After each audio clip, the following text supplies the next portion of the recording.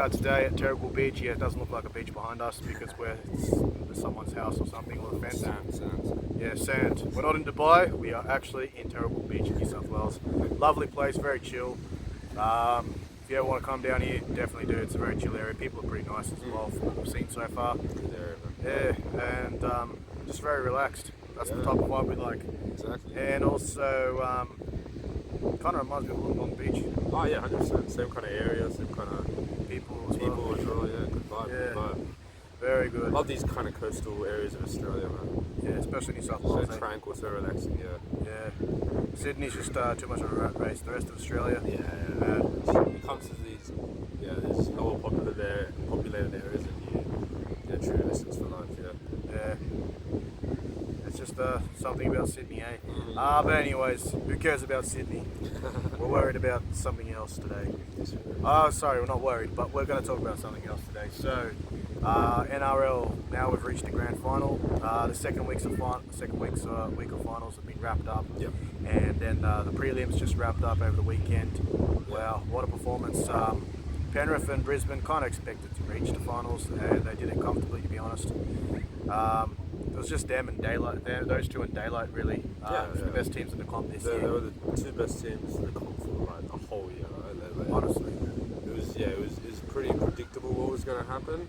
I thought, maybe like a little twist in the final series, especially after Luai got injured, but it was meant to be. It was always going to be Broncos and Penrith. They played each other in the first round, and they're going to cap it off in this last big battle, the last dance. Yeah, basically 1-1 as well in the season. So basically, whoever wins, that's it. They're the premiers this year. And also, Penrith are minor premiers again as well. Penrith, you just got to give it to them. 4 finals in a row, grand finals in a row. That's just like they're legendary. That's legendary status right now. This team will be talked about the next 20 years for sure. 100%. You got to commend what they've been able to do with their system and their foundations from all the way from like Harold Matt's jersey flag to how they're performing now in first grade. It's just insane what they've done over the last couple of years. In 2019, they finished I think it was 11th or 12th. They showed potential that they were gonna rise to the top eventually, but we didn't know it was gonna happen this quick, and we didn't know it was gonna be this much of dominance that they were gonna have in these last 4 years. Yeah, and also one thing, of course, you've got to commend Cleary, Dylan Edwards. Those guys do their jobs. Brian Toa, of course, excellent player, and even the likes of Zaire Yo. But definitely Petro Civoniceva, so on the level of Petro Civoniceva and Shane Webke, the 2 front rowers for Penrith, James Fisher-Harris and Moses Leota. They're on that level right now. 2 of the most dominant props in the game. It's them, then I'd say probably Payne Haas, and then at the moment. Those two. So that'll be an interesting battle on the weekend between those two those 2 groups of front rowers. But James Fisher-Harris and Moses Leota absolutely they do the job. They just bounce off each other really well. And they just really connect. They know each other's game very well. They play for New Zealand as well now, and they played together as in Penrith as well, and now they're playing the big stage. There's intimidating, just hardworking leaders for their team, and they do really well. Really good job on like laying the platform in their first 20-30 minutes. Yeah, James Fisher-Harris is a scary dude. He is, man. He looks doesn't look like he smiles often. He doesn't seem like a bad guy. He seems like a nice guy, but he just doesn't. He doesn't smile on the footy field for sure. I've seen him smile like off the field, but on the field I've never seen him smile. Just always that same look. Kind of like Alex Pereira, just the same face. Yeah, true. No expression. Alex Pereira of NRL, James Fisher-Harris. But he's not that stone dead though. Alex Pereira's just wow. Pereira does not smile at all. No reaction, nothing. There was like a picture of him in a roller coaster. He's just like just not smiling, man. No reaction. No reaction. Not phased at all. That guy's just something else. But James Fisher-Harris is probably a little bit more expressive than Pereira. Yeah. But still, he's a scary dude. Yeah. Saw his interview after the Melbourne game with Joey. Oh yeah. Joey went off. I know he's a scary dude. Oh really? Yeah. Like, No, he is very intimidating. yeah, Those Maori guys, they like those big ones. They can be super intimidating. yeah. They're actually really nice guys. Yeah. Like with their family people. He's very sweet. family oriented. Yeah. He's a very family oriented guy, James exactly. Fish-Harris. And Moses Leota, big Samoan, Kiwi Samoan guy, and strong dude. Very strong. Big figure, yeah. He had a good game last year in the grand final. He was excellent in the grand final. Yeah, he was last the best. year. I think the best thing is they're like both very fit. Like they can get through a lot of work. Like obviously they make big meters, put big shots on bigger players, but like the amount of work they do, the amount of work they do off the ball, tracking back, marking, just hustling around for like those 40 minutes since they have it's very underappreciated. Yeah, and like there's talk even in the Kiwis ranks saying maybe James Fish-Harris could be a captain for New Zealand. Yeah. Because he's got that leadership about him. True. But yeah, They got to give it to SJ after this, Yeah, and then also probably but just with the finals. So the second week of finals, Roosters versus Storm, tight game at AB Park. Will Warbrick, what a take, kind of like an AFL take there. That was a great game, yeah. And then got to try in the last couple of minutes to seal it. Roosters got to give them credit, they just kept fighting against the odds, nearly pulled it off again. And a typical monster performance, right? Just there's absolutely nothing for 70 odd minutes, and he just comes clutch in that last play to win this team the game. Honestly, he was genuinely rubbish for the first 70 minutes. Like he was so bad, he was poop. But then he just comes clutch in that last minute play, and it shows why he's one of those big game players, I guess. Wasn't a big game on the weekend though, unfortunately.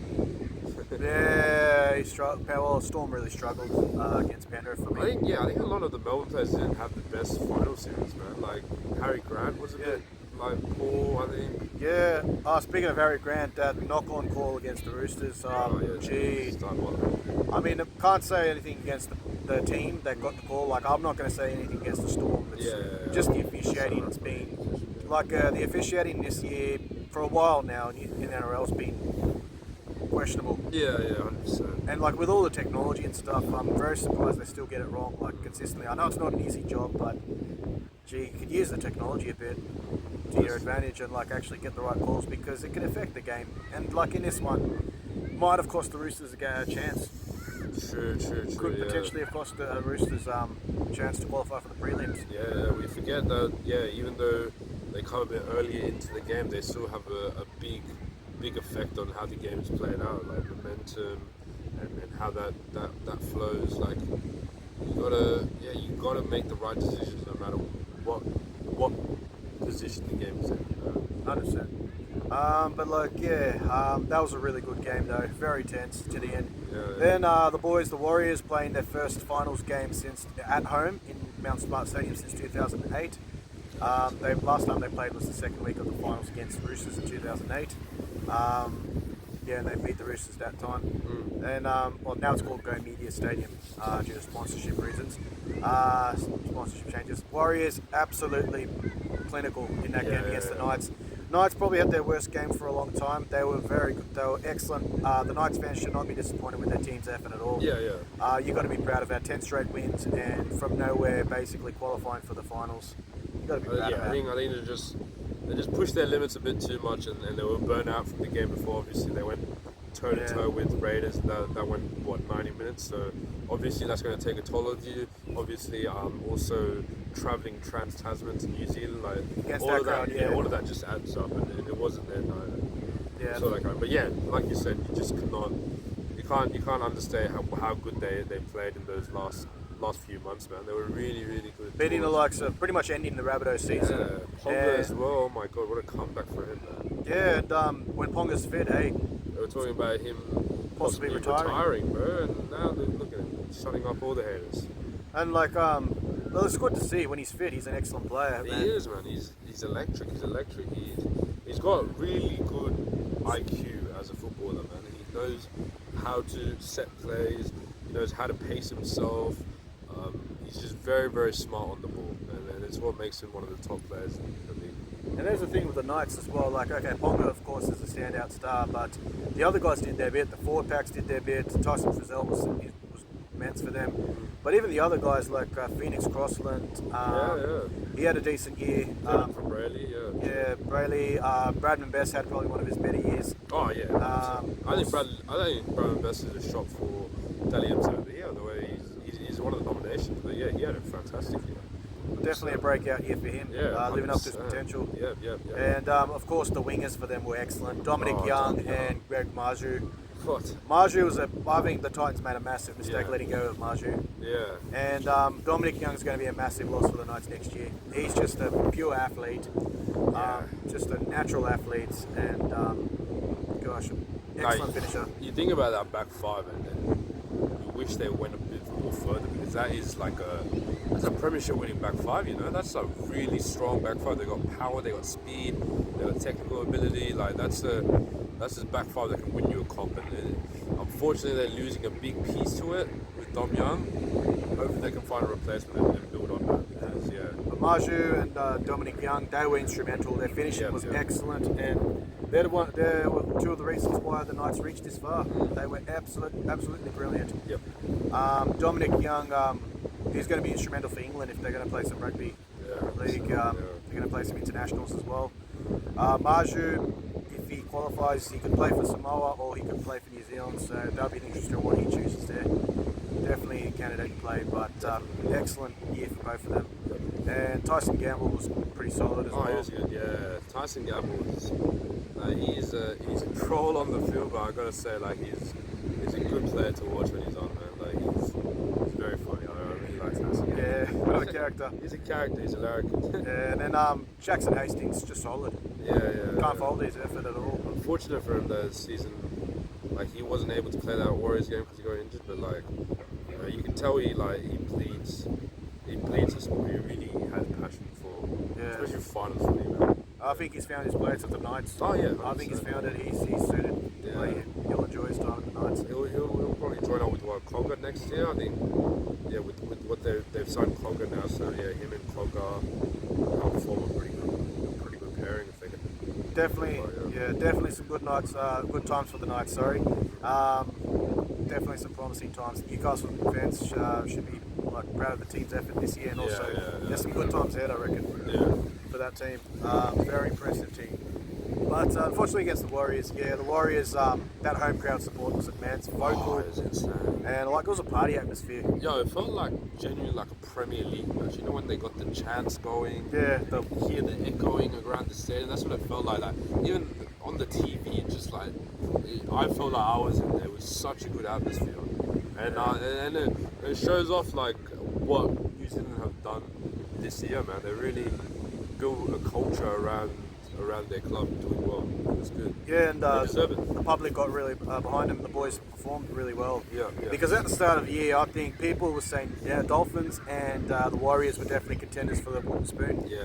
Along with the Tigers, of course. And then there was a lot of uncertainty with the Warriors side, because you guys obviously had a couple of players that were kind of rejects, like CNK, DWZ, and you turned them. Webster's transformed them, turned them into some of the best players in their position. And it's been a great year for the Warriors. Yeah, DWZ got the record. He's got the most tries for the Warriors player in a season now. Chance Nickel Clockstar just going back to his form when he first came to the Raiders. That first 2 years that he had. He was in New South Wales Cup for the Raiders last year because they chose Xavier Savage over him. Exactly. And, what a turnaround, man. They Warriors let go of Reece Walsh, but they got Chance Nickel Clockstar. They did well, really well. They really well. It was a solid backup. Obviously Walsh was a big loss, especially seeing in hindsight what he's done for the Broncos. But seeing K just came in, he filled the role perfectly, and like you said, he brought back that kind of, I think it was it 2017 or 2019 when he was playing 2019 Raiders form, Yeah, and he was instrumental that year. He was, true. He was one of the best fullbacks, And I think him and Josh Hodgson were some of the best players in the world at that time. What a time! Yeah, that was interesting. Yeah, when Josh Hodgson was compared to Cameron Smith, that's how crazy he is playing. Yeah, honestly. And then we had Big Joey Tuppeny, early days in his career, and then Josh Papa. Josh Bateman was Papa Lee that year. Oh The my mullet. God. Yeah, no, he had a great year that year. That Raiders team was a very fun team too. Oh, BJ Leilua and Rapana, that's connection.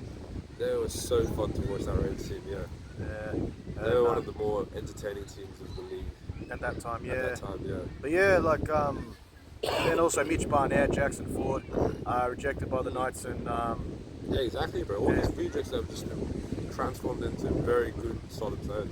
just do the job. Parramatta letting go of Marta Niokoi, I reckon, was a bad decision because he's just excelled. Even though he's been suspended for a few games here and there, a little bit of indiscipline, but he's been immense for the Warriors. Very strong guy, just doing his job.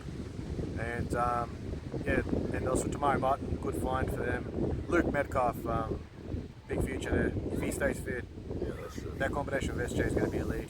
Yeah. And next year we've got like that game against the Knights, absolutely clinical. They ran the forwards were excellent. The finishing was superb. They're scoring 16 points in about 10 minutes. Just really set the tone for the game. True. Like the Knights were just shell shocked. They did come back a little bit, but then the second half, Warriors just That's true. were at their best. Where do you think RTS fits in all this? I don't know, man. I reckon he might have to earn his place. I don't think you can just buy your place in the team. You think what just? I mean, he hasn't played league. Unions That's are different. true, yeah, Unions are a different game to league, man. Yeah, that's true. And being the centre in Unions to league, it's a little bit different. So do you? Well, when he does prove himself, I guess. Where do you reckon he comes in? Do you reckon he comes in at the centre? Centre, I don't think he can drop Chance after this year. Yeah, true. From fullback. Yeah. I mean, Chance can play centre, but he's definitely suited to fullback. How old is RTS when he's coming in? I think he's close to 30. Close to 30 or is he past 30? I think he's past 30, Yeah. I don't know how old. He was pretty young when he started. Yeah, he was. I think, yeah, he might be 28, like 29 31 or or something. 30, yeah. He's still fit though. He is. RTS, amazing athlete. And then Chanel Harris-Davida comes back next year. Oh, that's a utility, I think. He could play forwards, possibly, or like in the yeah, halves. it's just good depth, yeah, true. It's just good depth, and it helps build the New South Wales Cup team because they had a good year as well. They reached the prelims, losing to the North Sydney Bears. Yeah, true. Some talent there. So, True. and there's a lot to look forward to for the Warriors. But yeah, speaking of the Warriors, the prelims, Panthers versus Storm, absolute blowouts. Panthers, just clinical, absolutely professional outfit, and just way too good. I kind of just had a feeling they were going to win. Maybe I thought there was maybe like a tiny chance Melbourne could pull it off. Yeah. But after that first half, I was like, nah, no way, nah. I think our 4-all, it looked like Melbourne were about to give again to Penrith, but Penrith just absorbed all that energy and that early raid that Melbourne had, and they just like got to work, and that's what they do in these big games. They're so clinical, they're so tactical, and they do their job. All of their players. Exactly, man. It's just makes a huge difference, especially having 3 years continuous experience in the prelims. It just helps a lot. That was their 4th prelim in a row. Yeah, that was their 4th, but prior to that, it's 3 years. True, sorry. That's alright. But yeah, amazing performance from Penrith. Brian Toe, what can you say about Brian Toe? One of the best wingers in the game. Just 100%. Yeah. Good finisher. Not the tallest guy in the world, but he's a strong guy. Runs hard. Just does the basic stuff right. Good mold for the modern day winger. Just power, speed, and good finishing, like you said. A very humble guy as well. Yeah, funny as. Yeah. And then what's it called? Forward pack, of course, clinical. Yeah. Penrith definitely would start favourites in the final. I'd say they're favourites. I wouldn't be surprised if they pull off a hat trick, to be honest. It's just that what they're going into is just like they got all the experience in the world, right? They've been in it. It's their 4th time in it. They're the team that they're playing against. Not unfortunately, but it's a team that hasn't been in the finals for a long time.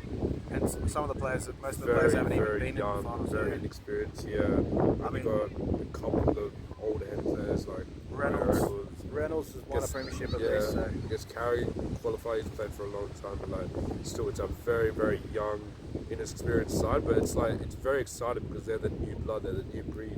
Yeah. And they're a very exciting team to watch, a lot of X factor around the thing. Yeah. Exactly, but Penrith way too good for the Storm. Storm, bit of a disappointing season, I'd say. Like, even Yeah, though they reached the sure. prelims, but I'm kind of surprised No, they I did think- really yeah. reach the prelims, to be honest. They were, Yeah, it's just they just got lucky that it was such a weak top 8 because they definitely overachieved. They played really average footy. They lost some games that they shouldn't have lost this year. yeah. Like I'm seeing a lot of cracks in them from last year. Yeah, I mean, it'll be interesting once Bellingham retires what happens to the Storm. Yeah, true. It'll be very interesting to see. I mean, obviously, when you got a spine of Pappenhausen and Munster, Hughes, and Grant, like you should be doing well. But it's just Unfortunately, Pappenhausen's been injured, Yeah, true, but still, like, yeah, it's just weird what's been going on to them. very strange year for the Melbourne Storm, but they'll be relieved that they reached the prelims at least. I think they'll just like think, hey, Yeah, I think we've gone better than our expectations. yeah. But still reaching the finals, at least they're consistent. They've still got that Storm consistency about them, but yeah, very weird year for the Storm. And then, of course, the Warriors versus Broncos at Suncorp. What an atmosphere that was. Warriors fans showed up, but Brisbane on the night, just way too good.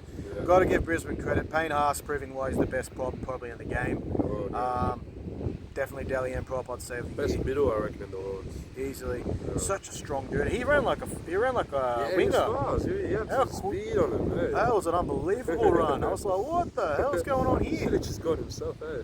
That would have been one of the Yeah. funniest. That would have been an amazing try. Even though it was against the Warriors, I hate it, but gee. No, he's got some wheels on him. That's like the modern day prop now, eh? Just speed, agility, Strength. got that step on him. They can break the line. Yeah, He's just like perfect. he is the best prop in the game, I'd say. Like, Yeah. absolutely. Easily. And that battle between him and AFB's been excellent all year. Adam Yeah. Blake, but Payne Haas just Haas just outclassed him. showed, yeah. Just really outclassed him. And we can't forget how long Haas has been doing this. He's been doing this since he was 19 years old. Like he's been playing consistently good footy for like 4 or 5 years now. Pretty much since like 2019. I remember he's popping off. Yeah, he's a really He's reaching his prime here. Yeah, He's going into that territory Yeah, now. that's the thing, right? Like props only reach their proper prime around like 26, 27 and then past that. He reached it at a really young age and he's just been consistently good ever since. Like, scary to think what's going to happen in the next few years. Yeah, and he's there for a while at Brisbane, so they've invested in him. And the other guys from Brisbane, I've got to say, like Flegler, Billy Walters had probably his best game. I reckon of the year. Like he's copped a lot of criticism at times, but he was excellent. Did everything right on Saturday night against the Warriors. Really quick at the ruck. He's just smart. Good service as well. Good service as well. Yeah. Probably his best game he's had this year. Yeah, Excellent 100%, performance for him. he's great. And Ezra Mam, what a talent he is. What a player. I love watching him. So It's those entertaining. kind of players that you turn on the footy to watch because he's always been really good. Just very creative, elusive type of 5'8". Herbie Farmworth, gotta love Herbie. Bit of a character, that one. Gun.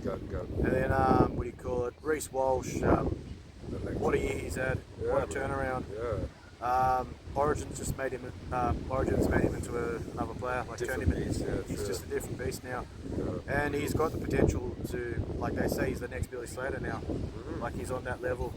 I've always really loved Reece Walsh. Even like in the Warriors years, I saw a superstar in him. I really liked his style of play, and people say that obviously he plays a bit too fast. Sometimes he needs to slow down a bit. Like he rushes things a lot. But like you can't teach pace. Yeah, it's just him as a young guy just trying to win games and put his team on his back like that. You can't That's how teach it is, pace. yeah. You can't teach pace. Well, You yeah. either have it or you He'll don't. get mature over the years and he'll become that complete player. But for now, I love watching him play. A lot of people do, and I think he's been. It's a bit of a pest though. Yeah, He's I a think he's bit been of the a best pest. fullback of the year. I can't believe he wasn't even nominated.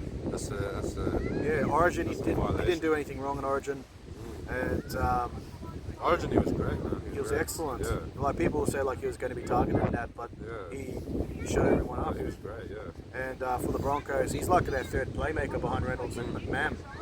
He's like an extra playmaker. That's such a benefit for a team. Yeah, that's what you need for your fullbacks now. That try that they scored, like where he just ran from nowhere into the gap. Yeah, it's insane. How quick was he? He just came so quick, electric. He saw the gap and he just like passed me the ball and I'll just run through it. And he did that.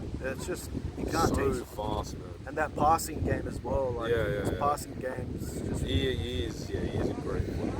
honestly. And like got to say with the Warriors, like they tried their best, but the problem was DWZ scored 2 tries, but he did let in 2 tries. Just rushed the defence a bit too early. Fatty Vorton said on the commentary, if you're going to run in like a defence, you got to make the tackle. He didn't make it. I think it was the weaknesses that the Warriors had that they were getting away with by versing teams that weren't on their level. You know, a clinical team like the Broncos or Penrith are going to target that and find them out. That's pretty much what happened there. Yeah, that's what Penrith did in the first game, Yeah. targeting the certain areas of the Warriors, the weak points. It's like there are some obvious like edge problems there that the Warriors will work on and get better on, but like you can't show that kind of weakness to get those kind of clinical teams that obviously do their homework and are going to target you. 100%. Yeah, absolutely. And also, one thing the Warriors didn't do well is like the tackles, like dealing with the post-contact meters from the Broncos. They were just running hard. Those guys. I think it was just a case of Warriors. They played 2 weeks in a row going into this game. Broncos had a break off. It's just like makes a difference. No, especially an adrenaline dump after a big game at your home stadium. Final game of the season. It's just it happens, you know. But the thing is, like, also, you know, with the Broncos, one thing they did really well was the offloading game. They were just offloading, like bumping and offloading, just keep the ball moving, and that's why the Warriors couldn't keep up with the pace. Yeah, they're not a team that's known for that. I think Kevin Walters even said in the compressor, they're not a team that was known for that, but they just tried it out and as a game plan, and it worked. Yeah, and like that's what great teams do. Like I think Waz are themselves more of a team that move the ball around. They play razzle dazzle. Yeah, exactly. So the Broncos just did the same thing that they used to. Yeah, exactly. And I got to say with the Warriors though, like probably first 20 minutes after the first half, I know that Reece Walsh try. That was probably one of the worst decisions I've seen. Jared Sutton, the touch judge, I don't know what you're doing, but 2 forward passes as well. The one back on the inside too, I think it was Ricky. That was forward as well. Yeah. That's just that's what I'm saying with the officiating. Like, not saying like the Broncos would have not won. They would have won anyway, but the officiating's really got to get a. There's got to be step up. Seriously, like all the technology. How can you not rule with the reviews and the challenges? How can you not review a forward pass? Yeah, that's a really touchy. It's a sticky one. Yeah, it's just it's gonna be a sticky one. Even like if we do have the technology that can rule on it, like I feel like there will still be some discrepancies or some issues with it that in some games where it gets called for, because it's also really hard to use technology on the run for forward passes. You know what I mean? Yeah, so true. if they didn't end up scoring the try, and they scored the next play, holding that forward pass accountable would be too hard with technology. You got to depends on how you got to really develop. That's why you need the refs and the touchies to call it on the run. Well, like if they're missing big ones like that, even if they miss it, like just review it. If there's a bit of a doubt. Yeah. There will have to be a doubt there. Like seriously, I mean that was a clear forward pass. Even like once Triple M James Graham called by us, so that was one of the most ridiculous calls I've seen. And like the guy calling that game, Triple M, he was just like, "Oh, you're kidding me." Yeah. Like it doesn't matter if they're from the Warriors or like whatever. Everyone was like, "What the hell was that? That was a ridiculous call." I mean, you can't say it. Like, not saying the Warriors were going to win, but gee, because the game was interesting at that stage. I mean, Warriors were grinding their way back in it. Still, it was tough for them. What was it, like 30 to 12? No, 24 to 12. 24 to 12, jeez, yeah. Warriors, if they... big if they scored the next try, yeah. If they scored the next try, then it would have been interesting. But it is what it is. Warriors definitely got to take some lessons out of that. They know what to do for next year. Hopefully they can maintain a consistency. Yeah, of course. That's what's important, man. And I've got to say, got a lot to be proud of. They've built a culture there now. They've got something to build on. Chanel Harris-Tavita returning next year, as well as Roger Tuivasa-Sheck. Fuck, I don't know, Ross Taylor. Ross. Ross Taylor, what the fuck? Ross Taylor, former New Zealand cricketer. Thinking of him. Yeah, and then Luke Metcalf, hopefully he's fit next year as well. So, yeah, there's a lot to look forward to for the Warriors next year. And Sean Johnson, probably Dally M Player of the Year. Oh, has to be, right? And Andrew Webster, Coach of the Year. Dally M Coach of the Year. First year, no one knew about you. The hype was more on Serraldo when he left Penrith. And both of them were Penrith. More hype on Serraldo. No one really knew about Webster. And carrying a team that was like really on paper that didn't look that good. And like guys who were rejected, like you mentioned, from other clubs, and just transformed them. Absolutely. And as with Sean Johnson as well. Around this time last year, the Warriors were actually having chats with him about his future. If he was, there was even doubt about him actually staying at the Warriors. They were gonna. There was a chance of like offloading him. Yeah, that's true. But he they kept him, and well, look what's happened. Had a breakout year, like one of his best years since his debut in 2011. And it's going to be what the was best year for their fans and for the country since what, like 2011, and 2002, So, and the country really got behind them. 100%, man. The up the was the movement. It was wholesome. It was good. And they got it. They got fans everywhere now. Even in Australia, all their games, there were a good contingent of Warriors supporters. Exactly. Even the games we went to with the Warriors games, there was a good contingent of Warriors supporters everywhere. Fans do travel, Yeah. So they were really behind the team. Good signs. But with the Penrith and Broncos game, two of the best teams this year, battling out. The explosiveness, the X factor of the Broncos players versus the season campaigners in Penrith. Super excited for this one, man. Really, that's going to be a cracker. It's basically State of Origin 4. Yeah, exactly. Really. It has this kind of like this big epic battle vibe to it. Like you got these young bucks on the rise against these seasoned vets, these young guys trying to take their crown. It's got a good vibe to it. I really like this matchup a lot. And like I said, I've said it before, but like Broncos really remind me of the 2020 Penrith, in which they've come up with all these young superstars, very young, raw team, but like exciting on paper, exciting talent, a lot of X factor around them. But it's just whether they can show up for it. You know, it takes a lot of mental strength to play in such a big game like this. And we saw what happened to Penrith in 2020. You know, they were the best team all year, and then in that grand final they just had their worst game of the year, and that's what messed them up.